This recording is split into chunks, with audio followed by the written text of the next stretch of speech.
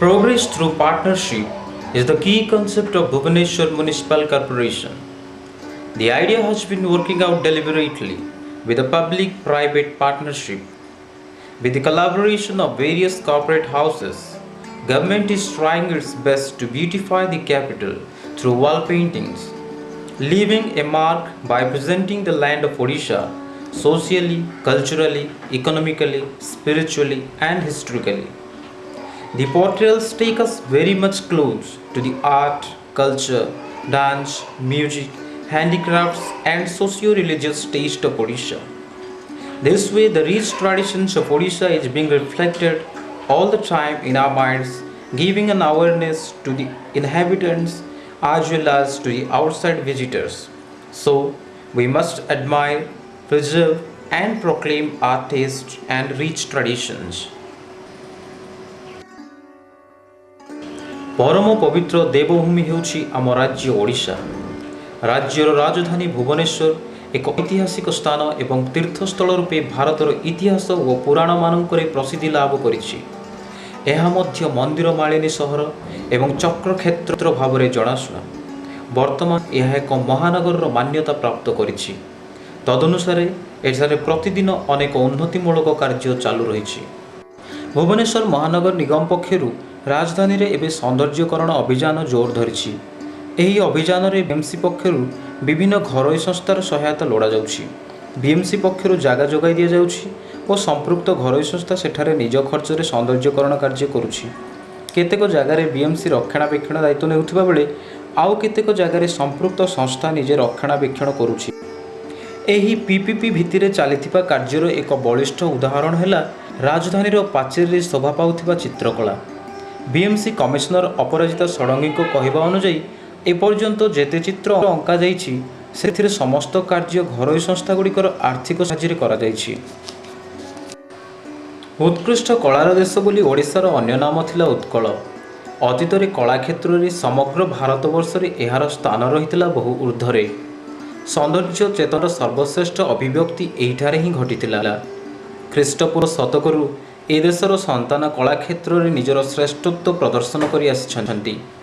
ପଥରରୁ ଆରମ୍ଭ କରି କାଠ ପର୍ଯ୍ୟନ୍ତ ପ୍ରତ୍ୟେକ କ୍ଷେତ୍ରରେ ଉତ୍କଳୀୟମାନଙ୍କର ହସ୍ତସ୍ପର୍ଶ ତାକୁ ଜୀବନ୍ତ ରୂପ ପ୍ରଦାନ କରିଛି। ଏବେ ମଧ୍ୟ ଏ ଦେଶର ବହୁ ଶିଳ୍ପୀ ନିଜକୁ କଳାଲକ୍ଷ୍ମୀର ଆରାଧନାରେ ନିମଜ୍ଜନ ରଖିଛନ୍ତି।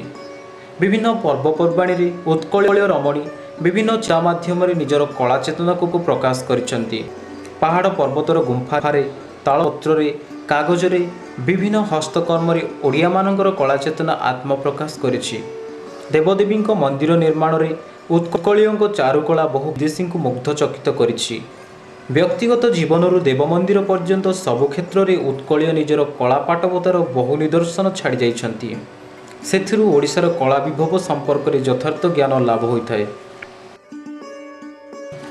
କେବଳ ମନ୍ଦିର ଗାତ୍ର ବା ପର୍ବତ ଗୁମ୍ଫାରେ ଉତ୍କଳୀୟ କଳାକାର ତାର କଳା ନିପୁଣତାର ପରିଚୟ ପ୍ରତିପାଦନ କରିନାହିଁ।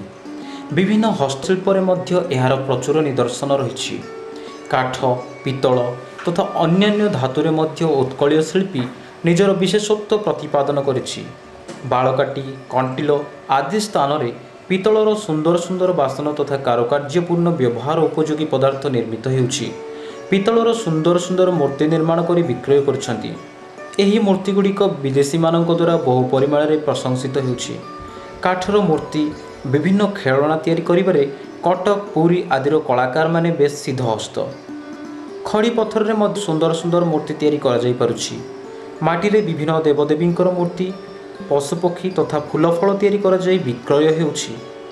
ଏଥିରୁ ଓଡ଼ିଆ କଳାକାରମାନଙ୍କର କଳାଜ୍ଞାନର ଯଥାର୍ଥ ପରିଚୟ ମିଳିପାରୁଛି। ବୟନଶିଳ୍ପ କ୍ଷେତ୍ରରେ ଓଡ଼ିଆମାନଙ୍କର ସ୍ୱତନ୍ତ୍ର ବିଶେଷତ୍ୱ ରହିଛି। ଏବେ ବି ସମ୍ବଲପୁରୀ, ନୂଆପାଟଣା, ତିଗିରିଆ, ବ୍ରହ୍ମପୁରର ପାଟଲୁଗା ବେଶ୍ ପ୍ରସିଦ୍ଧ। ପାରଳାଖେମୁଣ୍ଡିର ବେତ କାର୍ଯ୍ୟ, କଟକର ତାରକସି କାର୍ଯ୍ୟ, ପୁରୀର ସୋଲ ଓ ଶଙ୍ଖ କାମ ମଧ୍ୟରେ ଓଡ଼ିଶାର ଶିଳ୍ପୀମାନଙ୍କର ଶିଳ୍ପ ନୈପୁଣ୍ୟ ପ୍ରଦର୍ଶିତ ହୋଇଛି। ବର୍ତ୍ତମାନ ପିପିଲିର ଚାନ୍ଦୁଆ, ବ୍ୟାଗ୍ ଆଦି ଦେଶ ବିଦେଶରେ ବିଶେଷ ଖ୍ୟାତି ଲାଭ କରିପାରିଛି। ନୀଳଗିରିର ପଥର ବାସନ ପ୍ରସିଦ୍ଧି ଅର୍ଜନ କରିଛି। ନଡ଼ିଆକତାରେ ସୁନ୍ଦର ସୁନ୍ଦର ପାପୋଛ, ଗାଲିଚା ଆଦି ତିଆରି ହୋଇ ଓଡ଼ିଶାର ବିଭିନ୍ନ ସ୍ଥାନକୁ ପ୍ରେରଣ କରାଯାଉଛି। ଶାମୁକା, ନଡ଼ିଆ ସଢ଼େଇ, ଦିଆସିଲି ଖୋଳ ଆଦିରେ ସୁନ୍ଦର ସୁନ୍ଦର ସାଜ ସରଞ୍ଜାମ ପ୍ରସ୍ତୁତ କରାଯାଉଛି। ବାଉଁରୁ ତାଟି ଟୋକେଇ ଆଦି ପ୍ରସ୍ତୁତ କରାଯାଇପାରୁଛି। କାଇଁଚ ବେରୁହା ଜୁଣ ଆଦିରୁ ମଧ୍ୟ ଓଡ଼ିଆ କଳାକାରଙ୍କର ରମଣୀୟ ସରଞ୍ଜାମ ପ୍ରସ୍ତୁତ କରି ଦର୍ଶକମାନଙ୍କୁ ମୁଗ୍ଧ କରିପାରୁଛି। ଶିଙ୍ଗରେ ବହୁ ସୂକ୍ଷ୍ମ କାରୁକାର୍ଯ୍ୟ କରି ବିକ୍ରୟ ହେଉଛି। ତେଣୁ ଓଡ଼ିଶାର ଶିଳ୍ପକଳା ଏବେ ମଧ୍ୟ ହୀନପ୍ରଭ ହୋଇନାହିଁ। ମନ୍ଦିର ବା ପାହାଡ଼ ଗୁମ୍ଫାରେ ମୂର୍ତ୍ତି ତିଆରି ହୋଇପାରୁନଥିଲେ ହେଁ ଶିଳ୍ପୀ ଅନ୍ୟ ମାଧ୍ୟମରେ ନିଜର କଳା ପ୍ରବୃତ୍ତିକୁ ଚରିତାର୍ଥ କରିପାରୁଛି। ଅତୀତ ଓଡ଼ିଶାରେ ତାଳପତ୍ରମାନଙ୍କରେ ସୁନ୍ଦର ସୁନ୍ଦର ଚିତ୍ର କରାଯାଇପାରୁଥିଲା। ଭାଗବତ କିମ୍ବା ଗୀତଗୋବିନ୍ଦ ଆଦି ପୋଥିରେ ଏହି ଚିତ୍ରମାନ ଅଙ୍କିତ ହେଉଥିଲା। କୁମ୍ଭକାରମାନେ ମାଟିରେ ସୁନ୍ଦର ସୁନ୍ଦର ଦେବଦେବୀ ମୂର୍ତ୍ତି ହାଣ୍ଡି ଘୋଡ଼ା ଆଦିର ନିର୍ମାଣ କରୁଥିଲେ। ଏବେ କାଗଜରେ କଳା ଲକ୍ଷ୍ମୀଙ୍କର ନିରାଜନା କରାଯାଉଛି। ବହୁ ଓଡ଼ିଆ ଶିଳ୍ପୀ ଚିତ୍ରାଙ୍କନ କ୍ଷେତ୍ରରେ ବିଶ୍ୱରେ ପ୍ରସିଦ୍ଧି ଅର୍ଜନ କରିସାରିଲେଣି। ବର୍ତ୍ତମାନ ମଧ୍ୟ ଗ୍ରାମାଞ୍ଚଳର ବଢ଼େଇ ଗୃହ ନିର୍ମାଣ ଖଟ ବା ଆସବାବ ପ୍ରସ୍ତୁତି ସବାରି ପାଲିଙ୍ଗି ବିମାନ ଆଦି ନିର୍ମାଣରେ ନିଜର କଳା ପାଟବତା ପ୍ରଦର୍ଶନ କରିପାରୁଛନ୍ତି। ତେଣୁ ଉତ୍କଳୀୟ କଳା ଏଯାବତ୍ ସମ୍ପୂର୍ଣ୍ଣ ଭାବରେ ଭିତ୍ତିହୀନ ହୋଇପଡ଼ିନାହିଁ। କଥାରେ କୁହାଯାଏ ଓଡ଼ିଶାରେ 12 ମାସରେ 13 ପର୍ବ ପାଳିତ ହୁଏ। ବହୁ ପ୍ରାଚୀନ କାଳରୁ ଗୋଟିଏ ଧାର୍ମିକ ଦେଶ ରୂପେ ଓଡ଼ିଶା ପରିଚିତ। ପୁଣି ଓଡ଼ିଶାର ଆରାଧ୍ୟ ଦେବତା ଶ୍ରୀ ଜଗନ୍ନାଥଙ୍କୁ କେନ୍ଦ୍ର କରି ପ୍ରତି ମାସରେ କିଛି ନା କିଛି ପର୍ବ ଅନୁଷ୍ଠିତ ହୋଇଥାଏ। ଏହି ପର୍ବ ପାଳନ ଅବକାଶରେ ମଣିଷ ଭୁଲିଯାଏ ତା ଜୀବନର ତିକ୍ତତା। ଜୀବନକୁ ସୁନ୍ଦର ମଧୁର କରିବା ପାଇଁ ସେ ଏହି ପର୍ବଗୁଡ଼ିକୁ ପାଳନ କରିଥାଏ। ଅଧିକାଂଶ ପର୍ବ ଧର୍ମକୁ ଭିତ୍ତି କରି ସୃଷ୍ଟି ହୋଇଥିଲେ ହେଁ ଏହାର ସାମାଜିକ ଓ ସାଂସ୍କୃତିକ ଆବେଦନକୁ ଅସ୍ୱୀକାର କରାଯାଇ ନପାରେ। ଏହା ମଣିଷ ପ୍ରାଣରେ ସୃଷ୍ଟି କରେ ସ୍ନେହ ପ୍ରେମ ଓ ଶ୍ରଦ୍ଧାର ଭାବ। ଗୋଟିଏ ଭାତୃର ବନ୍ଧନରେ ବନ୍ଦୀ କରି ରଖେ ସମଗ୍ର ମାନବ ସମାଜକୁ। କିଛି ସମୟ ପାଇଁ ଉତ୍ସବ ଆନନ୍ଦ ମଧ୍ୟରେ ଭୁଲାଇ ଦିଏ ମଣିଷ ଜୀବନର କଠୋର ବାସ୍ତବତା। ସମୟ ବହୁ ଭାବରେ ପରିବର୍ତ୍ତନ ହୋଇଯାଇଛି। ବିଜ୍ଞାନ ଯୁଗରେ ଏହାକୁ ଅନ୍ଧବିଶ୍ୱାସ ବୋଲି କୁହାଯାଉଛି। ଏହା ସତ୍ତ୍ୱେ ଉତ୍କଳୀୟମାନେ ତା'ର ପର୍ବପର୍ବାଣୀ ପାଳନରୁ କୌଣସି ସମୟରେ ବିଚ୍ୟୁତ ହୋଇନାହାନ୍ତି। ସାମାଜିକ ଓ ଧାର୍ମିକ ବିଶ୍ୱାସବୋଧରୁ ଏହା ସୃଷ୍ଟି ହୋଇଥିବାରୁ କୌଣସି କାଳେ ଏହି ପର୍ବପର୍ବାଣୀଗୁଡ଼ିକର ବିଲୟ ହେବାର ସମ୍ଭାବନା ମଧ୍ୟ ନାହିଁ। ପର୍ବପର୍ବାଣୀ ମଧ୍ୟରେ ଗୋଟିଏ ଦେଶର ସାଂସ୍କୃତିକ ସାମାଜିକ ଓ ଆଧ୍ୟାତ୍ମିକ ଚେତନା ଜଡ଼ିତ। ବିଜ୍ଞାନ ଯୁଗରେ ଏହାକୁ ସମ୍ପୂର୍ଣ୍ଣ ମୂଲ୍ୟହୀନ ବୋଲି କୁହାଯାଇପାରିବ ନାହିଁ। ଗୋଟିଏ ଜାତିର ଭାବାତ୍ମକ ସମ୍ପର୍କ ଏଥିସହିତ ଏପରି ନିବିଡ଼ ଭାବରେ ଜଡ଼ିତ ଯେ ଏହାକୁ ଜନଜୀବନରୁ ଦୂରେଇ ଦେଲେ ହଠାତ୍ ଏକ ସାମାଜିକ ଫାଙ୍କ ସୃଷ୍ଟି ଲାଭ କରି ଜାତିର ପ୍ରାଣସ୍ପନ୍ଦନଟିକୁ ବନ୍ଦ କରିଦେବ। ତେଣୁ ପ୍ରତ୍ୟେକ ପର୍ବପର୍ବାଣୀ ଅନ୍ତରାଳରେ ଏକ ତାତ୍ତ୍ୱିକ ଉଦ୍ଦେଶ୍ୟ ରହିଛି। ଏହା ସହିତ ମଣିଷର ଆଧ୍ୟାତ୍ମିକ ସମ୍ପର୍କ ଯେପରି ଜଡ଼ିତ ସେହିପରି ଜଡ଼ିତ ମଧ୍ୟ ସାମାଜିକ ଚେତନା। ଏହି ଦୃଷ୍ଟିରୁ ଏହାର ସାର୍ବକାଳିକ ମୂଲ୍ୟବୋଧକୁ କଦାପି ଅସ୍ୱୀକାର କରାଯାଇ ନପାରେ।